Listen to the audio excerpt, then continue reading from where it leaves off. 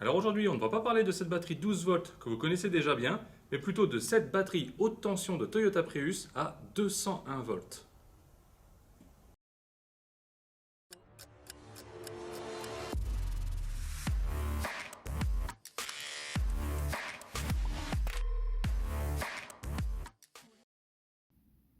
Toutes les informations et même plus de cette vidéo concernant les véhicules hybrides se retrouvent dans notre livre Véhicules hybrides pour les techniciens.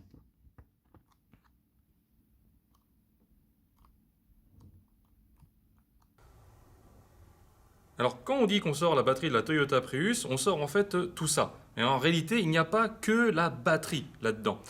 La partie purement batterie, elle se retrouve ici, dans ce compartiment-là. Là, vous avez le ventilateur qui permet le refroidissement de la batterie. Et derrière cette tôle, vous avez tous les éléments qui vont nous permettre de gérer la batterie. Donc on va retrouver le boîtier PMS, puis plein d'autres choses justement qu'on va pouvoir détailler tout à l'heure quand on va démonter l'ensemble. De l'autre côté de la batterie, ce qui est intéressant à voir, c'est ce connecteur. On l'appelle aussi le service plug en anglais. Si je retire ce composant-là, alors la batterie est dite sécurisée. C'est-à-dire qu'il ne peut pas y avoir de haute tension à sortir de la batterie. C'est un petit peu comme le disjoncteur de la maison en fait. Moi, je ne vais pas le sortir pour l'instant, malgré le fait que je vais démonter là ici maintenant toutes les tôles de cette batterie. Donc je vais devoir m'équiper des gants isolants.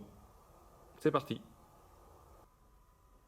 Alors je n'utilise pas que des gants isolants en fait, j'utilise aussi des outils isolants. Il vaut mieux prendre le maximum de précautions pour éviter tout risque. On rappelle la tension 201 volts, donc c'est presque la tension que l'on a dans une prise de courant.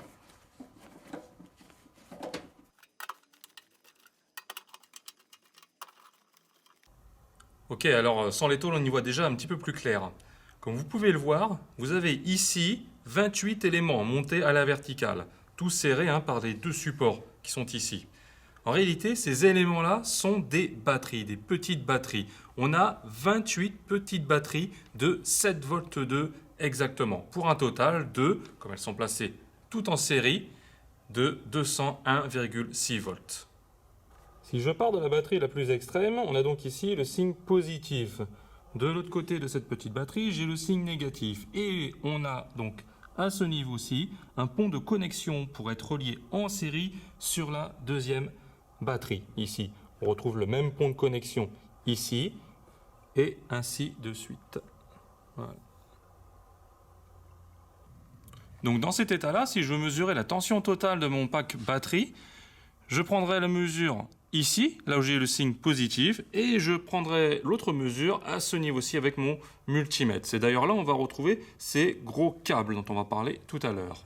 Donc, je me mets aux extrémités, pôle négatif, pôle positif, et là je trouve, voilà, 210 volts. J'ai un petit peu plus que les 201 volts attendus. Donc là, ce que je peux aussi faire, c'est mesurer la tension que j'ai aux bornes de chacune des batteries. Là où je devrais retrouver mes 7,2 volts.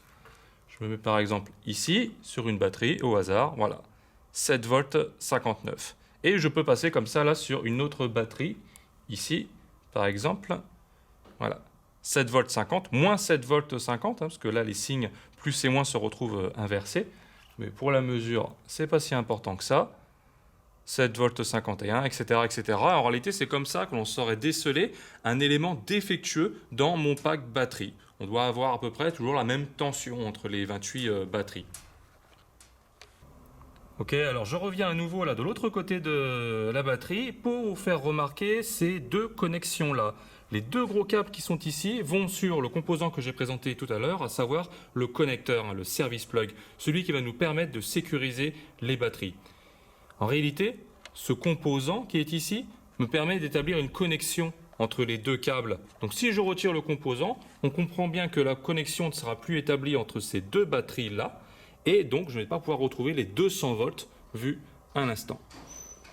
Alors comme vous pouvez le voir, le composant est assez gros, parce qu'en réalité, il comporte en interne, je vais le démonter, voilà, on ne le voit pas, mais il y a en interne un fusible de 125 ampères. Alors la vraie sortie haute tension de la batterie se fait sur ces deux bougons-là, le plus et la masse.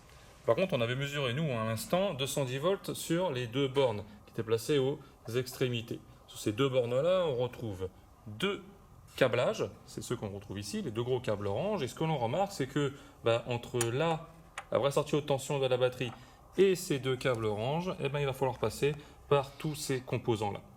Il s'agit en réalité de 3 relais, notamment 3 relais, voilà, que je montre ici. La petite résistance qui est là, tout ça commandé par un boîtier qui est ici, s'appelle le boîtier BMS. Donc, pour pouvoir passer de là à ici, on va passer par tous ces composants-là. Donc voici mon schéma de principe, complété par les 3 relais. Chez Toyota, on les appelle les relais SMR. Celui du bas me permet d'activer la masse de la batterie haute tension. Les deux d'en haut sont reliés au pôle positif. Ce premier relais assure donc une connexion directe au plus, tandis que le deuxième m'assure que le courant arrivant au pôle positif passera d'abord par cette résistance. Le rôle de cette résistance est de diminuer le pic d'intensité présent au démarrage du moteur électrique. Donc au démarrage, le relais SMR2 est activé, puis il sera désactivé puisque c'est donc le SMR1 qui assurera le passage du courant sans la résistance. Alors à savoir que ces relais sont activés par le BMS avec une tension de 12 volts parce qu'il y a toujours une batterie 12 volts et donc un réseau 12 volts présent même sur un véhicule hybride. Sur ce schéma électrique, tiré de la documentation Haynes Pro, on trouve le pack batterie au complet. La batterie haute tension est ici. Là, c'est le connecteur service plug, et vous avez bien sûr reconnu les 3 relais avec la résistance, juste ici. Les bobines de commande du relais sont donc reliées à un connecteur, qui est ici donc le connecteur E. Ce que je vais faire, c'est l'utiliser pour activer les relais, comme le ferait en fait un BMS. Donc là, ce que je voudrais vous montrer, c'est le pilotage des relais, comme le ferait un BMS. Pour ça, je vais utiliser mon alimentation 12 volts ici, et le connecteur E qu'on a vu à l'instant qui va me permettre donc de piloter les relais présents ici. Et je pourrais ainsi sortir une tension de 110 volts juste à ce niveau-là. Ok, donc là tout est câblé. J'ai mon multimètre qui affiche ici 0 volts et qui est branché sur la sortie, vous voyez là, des deux batteries, plus et moins. Mon générateur est relié au connecteur E, prêt à activer les relais. Donc c'est parti. Voilà. Je viens d'activer le générateur, vous avez entendu les relais claquer ici, et donc le multimètre affiche maintenant 209 volts sur la tension qu'on avait mesurée tout à l'heure aux bornes de notre batterie.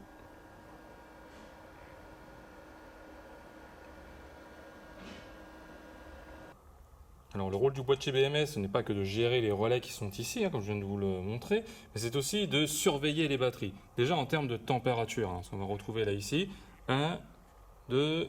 et puis 3 capteurs de température, les 3 étant branchés directement au boîtier BMS à travers ce petit bout de faisceau là. Si on regarde bien de l'autre côté de la batterie, on va retrouver sur chaque pont de connexion des batteries un petit connecteur, ici, vous voyez une petite cosse à œillet en fait, avec tous ces câblages là, représentés là ici en dessous. Tous ces petits câbles vont en direction du boîtier BMS, dans le but de vérifier de manière individuelle l'état de charge, l'état de tension de chacune des batteries. Ça va nous permettre alors de faire un diagnostic sur chacun des 28 éléments présents ici.